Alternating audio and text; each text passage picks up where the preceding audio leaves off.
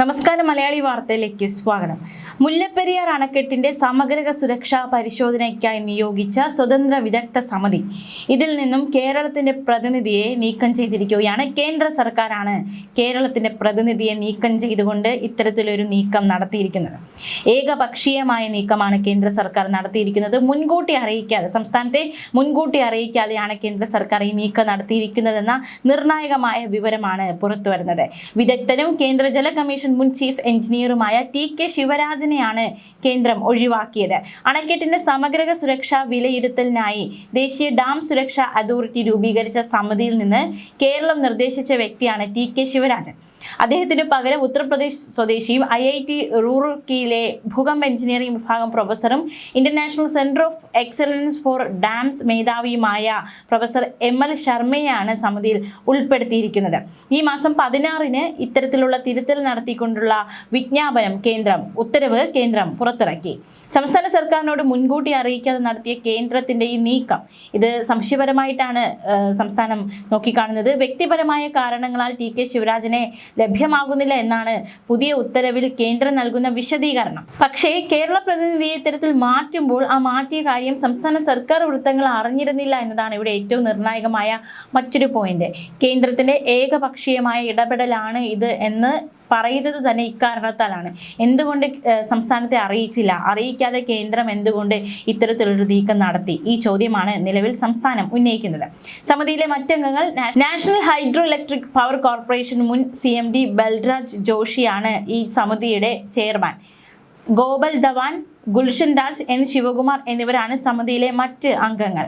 2022 supreme കോടതി ഉത്തരവിന്റെ അടിസ്ഥാനത്തിൽ 2025 നവംബറിൽ ചേർന്ന മുല്ലപ്പെരിയാർ മേൽനോട്ട സമിതിയാണ് സമഗ്ര സുരക്ഷാ പരിശോധന എന്ന ലക്ഷ്യത്തോടെ കേരളവും തമിഴ്നാട് നിർദ്ദേശിക്കുന്ന വിദഗ്ധരെ ഉൾപ്പെടുത്തി സ്വതന്ത്ര സമിതി രൂപീകരിക്കുക എന്ന തീരുമാനത്തിലേക്ക് എത്തിയത്. ഈ വർഷം ജനുവരി 6-നാണ് ദേശീയ അണക്കെട്ട് സുരക്ഷാ അതോറിറ്റി ആദ്യ സമിതിക്ക് രൂപം കൊടുത്തത്. 2021 ഡാം സുരക്ഷാ നിയമപ്രകാരമാണ് സമിതിക്ക് രൂപം നൽകിയത്. ജനുവരിയിലെ ഉത്തരവ് അനുസരിച്ച് സമിതി നേരിട്ട് അണക്കെട്ടും പരിസര പ്രദേശങ്ങളും സന്ദർശിച്ച് 4 മാസത്തിനകം റിപ്പോർട്ട് സമർപ്പിക്കണമെന്നാണ് വ്യക്തമാക്കുന്നത്. അണക്കെട്ട് സുരക്ഷയിൽ അതീവ നിർണായകമായ ഈ പരിശോധനയ്ക്കായി ഇന്നേ വരെ സമിതിയുടെ ഭാഗത്ത് നിന്ന് യാതൊരു നീക്കവും ഉണ്ടായിട്ടില്ല. കേരളത്തിന്റെ പ്രതിനിധിയായ ടി.കെ. ശിവരാജന്റെ സാന്നിധ്യത്തോടുള്ള വിയോജിപ്പ് കാരണം തമിഴ്നാട് കേന്ദ്രത്തിൽ ചെലുത്തിയ ശക്തമായ സമ്മർദ്ദമാണ് ഇപ്പോഴത്തെ ഇത്തരത്തിലുള്ള ഒരു അഴിച്ചുപണിയെന്ന് നമുക്ക് വിശേഷിപ്പിക്കാവുന്ന തരത്തിലുള്ള നീക്കങ്ങൾക്ക് പിന്നിൽ. കേരള പ്രതിനിധിയെ മാറ്റിയുള്ള പുതിയ ഉത്തരവ് പുറത്തു വന്നതോടെ പരിശോധനാ നടപടികൾ വേഗത്തിലാക്കാനുള്ള നീക്കമാണ് തമിഴ്നാട് നടത്തുന്നത്. പുതിയ പുനഃസംഘടനാ ഉത്തരവിന്റെ പകർപ്പുകൾ അഡീഷണൽ ചീഫ് സെക്രട്ടറിക്കും തമിഴ്നാട് ജലവിഭവ വകുപ്പ് സെക്രട്ടറിക്കും കൈമാറുകയും ചെയ്തിട്ടുണ്ട്. 100-ലധികം വർഷം പഴക്കമുള്ള അണക്കെട്ടുകളിൽ 10 വർഷത്തിലൊരിക്കൽ സമഗ്രമായ സുരക്ഷാ പരിശോധന നടത്തണമെന്ന ദേശീയ ജല കമ്മീഷന്റെ നിബന്ധനയുണ്ട്. ഈ നിബന്ധന മുന്നിൽ ഈ നിബന്ധനയുടെ അടിസ്ഥാനത്തിലാണ് സുപ്രീം കോടതി ഈ സുരക്ഷാ പരിശോധനയ്ക്ക് ഉത്തരവ് പുറപ്പെടുവിച്ചത്. കേരളം നടത്തിയ നിയമ പോരാട്ടത്തിനൊടുവിലാണ് സുപ്രീം കോടതി ഇത്തരത്തിൽ നിർണായകമായ ഉത്തരവ് പുറപ്പെടുവിച്ചത്. ജനങ്ങളുടെ ജീവനും സ്വത്തിനും സുരക്ഷ ഉറപ്പാക്കാൻ ഈ പരിശോധന കേരളത്തിന് നിർണായകമാണ്. ഈ സാഹചര്യത്തിൽ തങ്ങൾ നിർദ്ദേശിച്ച മുൻനിര വിദഗ്ധനെ മാറ്റി പകരം ഉത്തരേന്ത്യൻ സ്വദേശിയായ പ്രൊഫസറെ നിയമിച്ച കേന്ദ്ര സർക്കാർ നടപടി കേരളത്തിന്റെ സുരക്ഷാ ആവശ്യങ്ങളുള്ള അവഗണനയായി വിലയിരുത്തപ്പെടുകയാണ്. അംഗങ്ങളുടെ മാറ്റമൊഴികെ ജനുവരി 6-ലെ ഉത്തരവിലെ മറ്റ് നിബന്ധനകളിലും വ്യവസ്ഥകളിലും മാറ്റമില്ലെന്ന് അതോറിറ്റി വ്യക്തമാക്കിയിട്ടുണ്ട്. പക്ഷേ കേരളത്തിന്റെ ആശങ്കകൾ സമിതിയിൽ കൃത്യമായി ഉന്നയിക്കാൻ പുതിയ മാറ്റത്തിലൂടെ സാധിക്കുമോ? അതും ഒരു ചോദ്യമാണ്. ചോദ്യം എന്നതിലുപരി സംസ്ഥാനത്തിന് വലിയ രീതിയിലുള്ള ആശങ്കയാണിത് ഉണർത്തുന്നത്. അതേസമയം കഴിഞ്ഞ ദിവസം നമ്മൾ അറിഞ്ഞതുപോലെ എന്താണ് മുല്ലപ്പെരിയാർ വിഷയത്തിൽ തമിഴ്നാടിന്റെ ഒരു നിലപാട് എന്നത് കഴിഞ്ഞ ദിവസങ്ങളിൽ വ്യക്തമായിരുന്നു. മുല്ലപ്പെരിയാറിൽ പുതിയ അണക്കെട്ട് നിർമ്മിക്കാനുള്ള കേരളത്തിന്റെ നീക്കത്തിന് തടയിട്ട് ജോസഫ് വിജയുടെ നേതൃത്വത്തിലുള്ള TVK സർക്കാർ സംസ്ഥാനത്തെ ജലസേചന വിഷയങ്ങളിൽ അതീവ കർശന നിലപാടാണ് TVK സർക്കാർ സ്വീകരിച്ചിരിക്കുന്നത്. മുല്ലപ്പെരിയാറിൽ പുതിയ അണക്കെട്ട് നിർമ്മിക്കാനുള്ള കേരളത്തിന്റെ നീക്കം അതിനെ തടയുക എന്ന ലക്ഷ്യമാണ് തമിഴ്നാടിന്റെ നിലവിലെ നീക്കം എന്നാണ് മനസ്സിലാക്കാൻ സാധിക്കുന്നത്. സർക്കാരുകൾ മാറിയാലും മുല്ലപ്പെരിയാർ പോലുള്ള വൈകാരിക വിഷയങ്ങൾ അതിലൊക്കെ തമിഴ്നാടിന്റെ നയം മാറ്റമില്ല എന്ന് തന്നെയാണ് വിജയ് സർക്കാരിന്റെ പുതിയ തീരുമാനത്തിലൂടെ വ്യക്തമാകുന്നത്. സ്റ്റാലിൻ സർക്കാർ ഇത്തരത്തിലൊരു നയം തന്നെയാണ് സൂക്ഷിച്ചിരുന്നത്. അതായത് ഇത്തരത്തിലുള്ള പുതിയൊരു അണക്കെട്ട് നിർമ്മിക്കാനാകില്ല എന്നൊരു നയം തന്നെയാണ് സ്വീകരിച്ചതെങ്കിൽ പോലും കേരളവുമായി അല്ലെങ്കിൽ കേരളത്തിലെ മുഖ്യമന്ത്രിയുമായി ഒരു നല്ല ബന്ധം തമിഴ്നാട് പുലർത്തിയിരുന്നു. അധികാരത്തിൽ വന്നതിന് ശേഷം നടത്തിയ ആദ്യ നയപ്രഖ്യാപനത്തിൽ തന്നെ മുല്ലപ്പെരിയാർ വിഷയത്തിൽ TVK സർക്കാർ നിലപാട് വ്യക്തമാക്കിയിരിക്കുകയാണ്. കേരളത്തിലെ പുതിയ അണക്കെട്ട് നിർമ്മാണ നീക്കങ്ങളെ തമിഴ്നാട് സർക്കാർ ശക്തമായി പ്രതിരോധിക്കും. സുപ്രീം കോടതി ഉത്തരവ് പ്രകാരം നിലവിലുള്ള അണക്കെട്ടിൽ അറ്റകുറ്റപ്പണികൾ നടത്തി ജലനിരപ്പ് 142 അടിയായും പിന്നീട് 152 അടിയായും ഉയർത്താനാണ് തമിഴ്നാടിന്റെ പദ്ധതി. കേരളത്തിന്റെ വാദങ്ങളെ തള്ളിക്കളഞ്ഞുകൊണ്ടാണ് സർക്കാരിന്റെ നീക്കം. വിമർശനം ഉന്നയിച്ചിരിക്കുന്നത് അണക്കെട്ട് ബലപ്പെടുത്തുന്നതിന് കേരളം അനുമതി നൽകുന്നില്ലെന്നും അതിനു പകരം പുതിയ അണക്കെട്ടിനായി വാശി പിടിക്കുകയാണെന്നുമാണ്. നിയമസഭാ സമ്മേളനത്തിന് ശേഷം പ്രതിപക്ഷ നേതാവ് VD സതീശൻ തമിഴ്നാട് മുഖ്യമന്ത്രിയുമായി ചർച്ച നടത്താനിരിക്കെയാണ് സർക്കാർ കടുത്ത നിലപാടുമായി മുന്നോട്ട് വന്നത്. കേന്ദ്ര സർക്കാരിനെ സമ്മർദ്ദത്തിലാക്കി അയൽ സംസ്ഥാനങ്ങളുമായുള്ള ജലതർക്കങ്ങളിൽ തമിഴ്നാടിന് അനുകൂലമായ തീരുമാനം ഉറപ്പാക്കാനാണ് മുഖ്യമന്ത്രി ജോസഫ് വിജയിയുടെ ശ്രമം.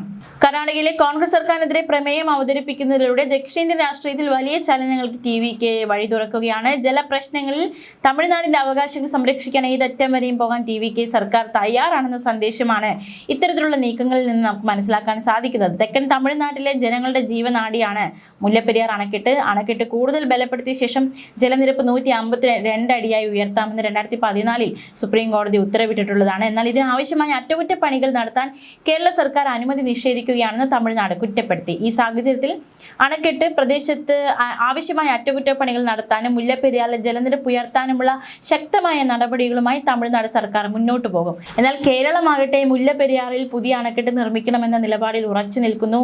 ആ നീക്കങ്ങൾ തടയുമെന്ന് തമിഴ്നാട് മുഖ്യമന്ത്രി വിജയും വ്യക്തമാക്കുന്നു.